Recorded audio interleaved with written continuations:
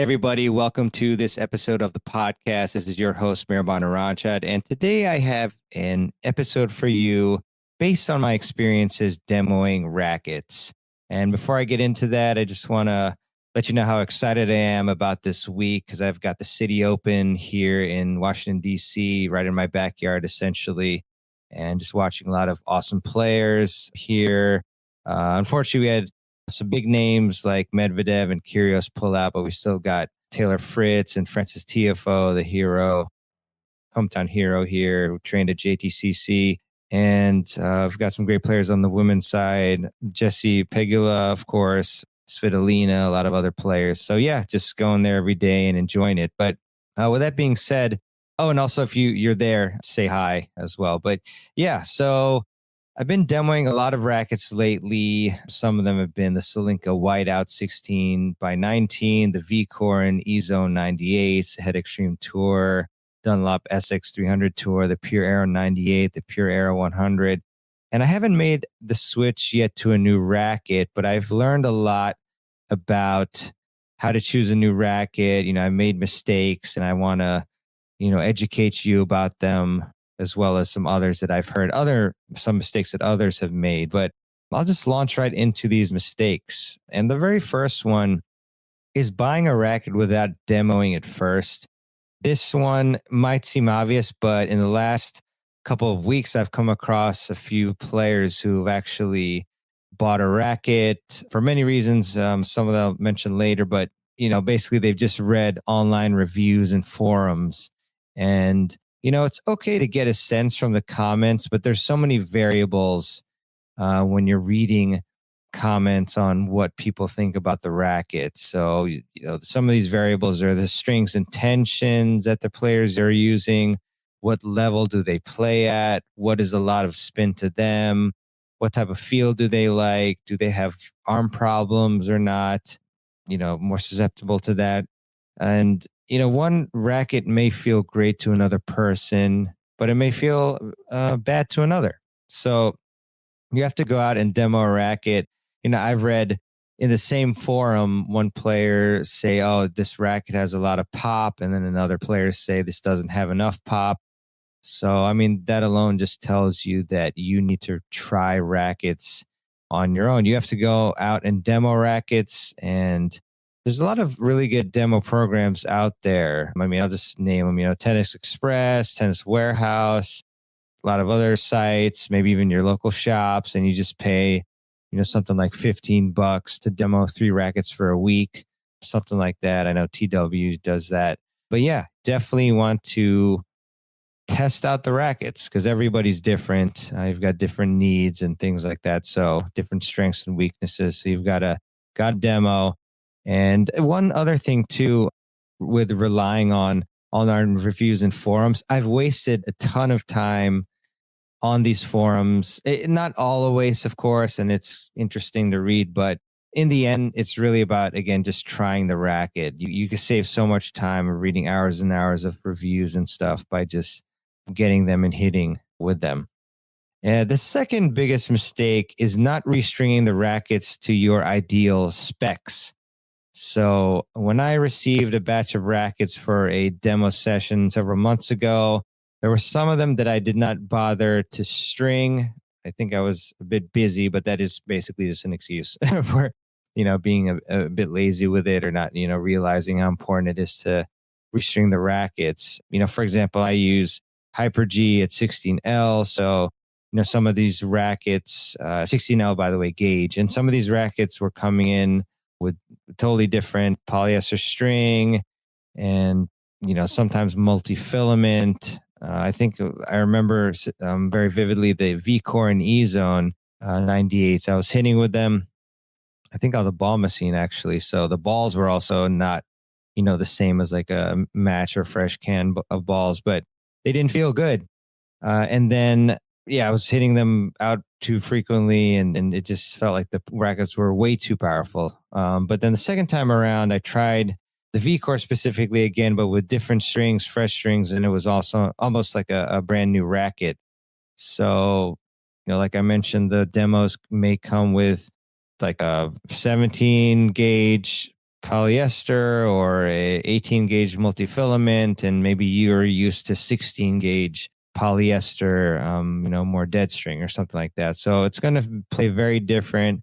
I remember a guest who was an equipment specialist. It might have been Alan Iverson from Babolat, but he mentioned that the strings are like the engine of the racket, of the overall racket package. So definitely want to make sure that you restring these rackets. Of course, takes a little bit extra funds, of course, for using your own string, or from your stringer, and the labor, whether that's you stringing or the stringer paying for the labor. But I do recommend also getting a string machine for the convenience. It's not a necessity, but definitely can get the racket done in 30 minutes, 45 minutes, whatever your skill level is.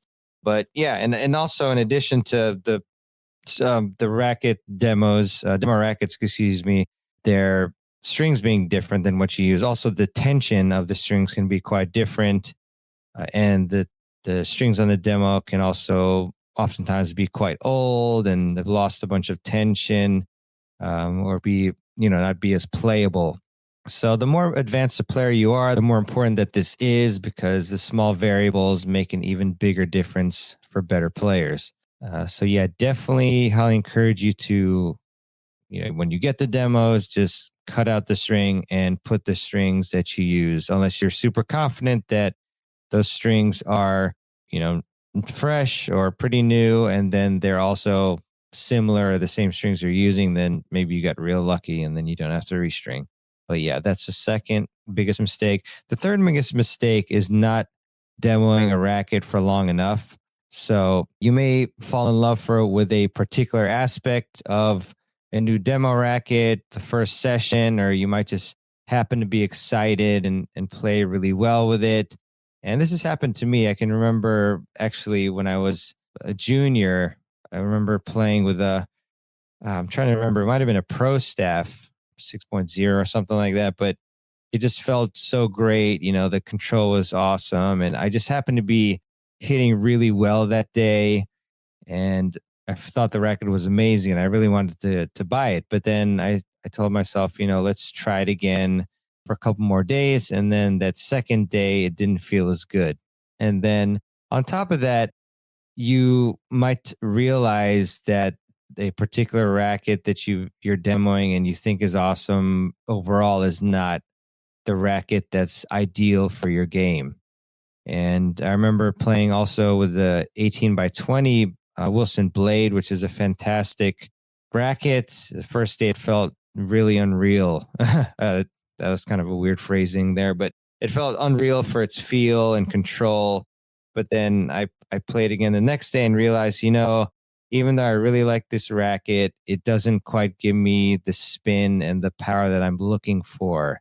So I need something with more pop, just being realistic with yourself. So you do want to demo the racket again for multiple days, so that the first honeymoon period, if you will, you make sure that it's not just that, and that it's consistently performing how you like it. So definitely demo the racket for multiple days. And again, these demo programs, they will give you a week. So that's great. So you just want to also make sure that when you order the racket, or more precisely, when you are going to receive the racket, that next week you plan enough practices. So yeah, that's really important. The fourth biggest mistake when choosing a new racket is not demoing enough rackets. So there are a lot of rackets out there. Obviously, there's so many that I mean, I've tested so many 98 square inch spin / control with some power frames. And you want to pick out at least, I would say, 3 to 5 of them to demo, to make sure that you're picking the best one out there. And don't just limit yourself to 1 to 2 rackets. So, again, with the capability of, I think, 3 rackets at a time, you can actually hack this and then just, for example, take 3 rackets out for demo Tennis Warehouse, and then also take 3 out for demo from Tennis Express. So you can do 6 at one time. So definitely make sure that both the duration and the number of rackets are higher than lower. Yeah, because as you can see, for me, I've demoed a ton, and I'm still not set on my racket yet. And then the fifth, and probably one of the most prevalent among club level players, especially on the lower end or newer ones, is picking the most popular or the best looking racket. And I really implore you to not simply choose a racket because you think the color looks cool, or arguably worse because you see a lot of friends or people use it. I think this is very prevalent with the Pure Arrow right now, even though it's really a great racket. But I've just been to tennis facilities where I'm just seeing like 60 to 70% of the players at some points, not all the time, obviously, but sometimes they're all having Pure Arrows.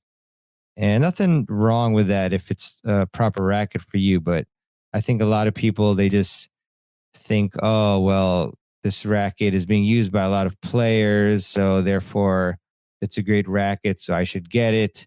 And then other people think that, well, you just get a racket and you'll get used to it no matter what you get. But why make yourself adjust for your play for the racket when you can find a racket that can improve areas of your game? And, a racket that you just choose because of these superficial reasons can end up being totally the opposite of what you need for your game. So yeah, those are the five biggest mistakes that players make when choosing a new racket. And, picking the right racket is so important for many reasons. It can make an area of your game, for example, your serve and forehand, even more of a weapon, or it can improve certain weaknesses as well. Some rackets have a much better, more stable slice or stability with the backhand than others. For example, when I was demoing the Pure Arrow, actually both the 98 and 100 versus my current racket, which is a Pure Arrow VS, the 2017 version, those two rackets, the former ones that I just mentioned, they gave me a lot more stability on my backhand, although the slice wasn't that great. And then, I pick up a blade 18 by 20 and my slice is incredible. Same with the Dunlop SX300. But, with the blade, like I mentioned, I don't get enough power, for example. I think I remember the SX300 gave me very easy depth, which was really cool. Did have to make sure that I applied a lot of spin to it. And yeah, it's picking the right racket is just more important than you might think. So I really want you to go out and demo several rackets, restring them to your specs, and choose the right racket for you based on what you feel about the racket and not what other people say about them. And, just kind of going back to this string part of it, it's really amazing how much of a difference, using different strings with the rackets can like change how the racket plays. And I think that's my next step. So I was using a bunch of different demos, and gradually I realized that I have to restring them to what I'm playing with or thereabouts. So I put Hyper G 16L gauge in all of my demos, took the time to string them maybe a couple a day or whatnot, and, made a difference. But the next step is to, I think, tweak a bit because, some of these rackets are great, but maybe Hyper G 16L isn't the right one for them because maybe, a particular frame is more muted. So you need a string that has more feel in it than Hyper G, or maybe it's the opposite. If the racket is more stiff, maybe you need a more dampened string. So there's so many variables, which quite frankly makes it to me makes it pretty complicated, especially the better player you are and the more that these things make a difference for you. So it's really interesting, really fun, but also can be time consuming. So for those of you who actually get a few rackets, demo them, and actually find them to be perfect for your game, really jealous. But yeah, so I will actually be posting a YouTube video about the latest rackets I've been trying out that I've narrowed down to be the best top 3 98 square inch spin rackets at the moment, at least. And those are actually going to be the Pure Aero 98, the Solinka Whiteout 16 by 19, and the Dunlop SX300 Tour.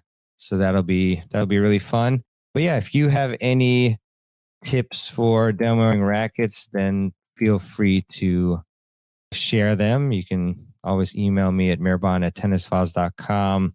But yeah, I just thought that this might be an interesting episode and just bring to light, some mistakes that a lot of people are making and that I've also made when demoing rackets. It's really a very interesting process. Yeah, I mean, just tweaking the strings, tweaking the tension can make a huge difference in the launch angle, the feel, the power, everything. So you do want to speak with an expert on the subject if you know a stringer, or listen to some episodes that I've done with stringers. You can just go to tennisfiles.com/podcast. And then in the great podcast player, you can just type in, different search word like racket or strings, equipment, things like that. And you'll find episodes about the rackets and strings and demoing tips and stringing tips and stuff like that. But yeah, if you did find value from this episode and the podcast, and I really would appreciate it if you would leave a review for the Tennis Files podcast. And you can do that at tennisfiles.com/Apple Podcasts with an S at the end. And that particular platform just helps the most in terms of visibility and rankings for the show. So that would be cool if you put it on there. But, reviews anywhere are much appreciated. Also want to leave you with a quote, as I often do at the end of the show. And this one is by Winston Churchill. Winston said, "To improve is to change. To be perfect is to change often." Really like that quote a lot.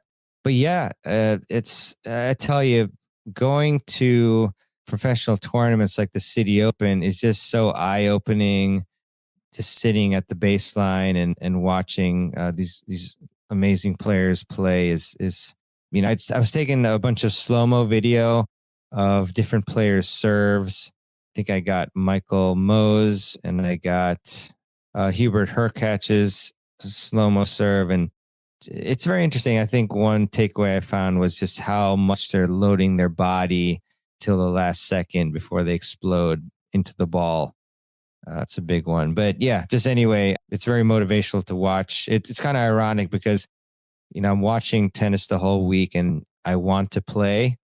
I want to just jump on one of the courts at the City Open and play, but I'm not going to be able to play for probably like a week or something. And then I have a 10-0 match on Monday. So I've got to figure out something, maybe just skip a few hours of City Open and play tennis and then go to the Open. But anyways, yeah, I hope that was helpful and wish you all the best, especially if you're demoing rackets, that this episode helps you out. But with that, I hope you have a great one, and I'll see you on the next episode of the Tennis Files podcast. This is your host, Mehrban Iranshad, signing out.